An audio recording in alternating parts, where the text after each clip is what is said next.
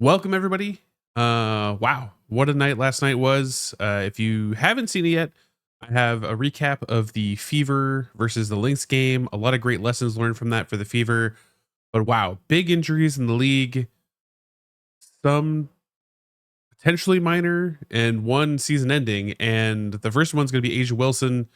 She gets injured in the game against the Sun near the end of the game, comes down awkward, knee ankle kind of uh, twist. Someone was underneath her while she's landing. She's able to finish free throws, but if she misses any amount of time, the Aces really do ride a lot on her, and she's been grinding and pushing, and she's had this amazing season that might be tarnished a little bit by this injury, which is very unfortunate because I am a huge fan of Angel Wilson and how she just enforces her will on other teams. I've gotten to see her in person, and she is just next level and one of those people that really wanted to cement this year as like the greatest season by a WNBA player ever.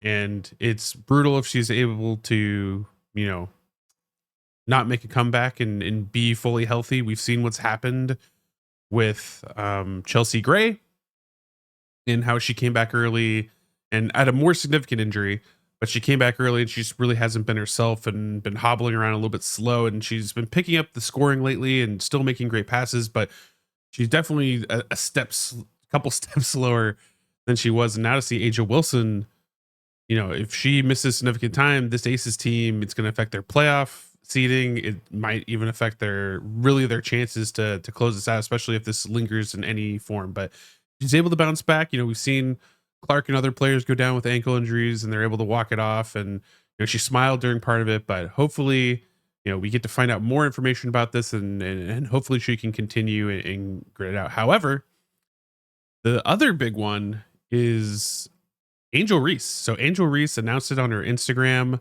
that she is out for the season. And, crazy double record, was in the rookie of the year race, was in conversation, at least when at the beginning of the year when Caitlin Clark had the grueling schedule and, she was getting shellacked or had nights where one of the games I went to was the Liberty game where she was coming off a back to back and put up like 3 points. I think she had like an ear issue, was in migraines, wasn't feeling well too, on top of having no legs under her. She made like 1 3-pointer and she pulled herself out of the game at one point. So it's a big deal for Angel Reese to end the season this way, and for the Chicago Sky, because Chicago Sky won their game and they were looking good. And you had Kennedy Carter playing great. Camille Cardoso's coming to her own. The team looks like they might be able to stabilize and at least make the playoffs. But take out Angel Reese, the team's still functional, but you lose a ton of rebounds. She's putting up, it seems like 16, 19, 20 rebounds every other night.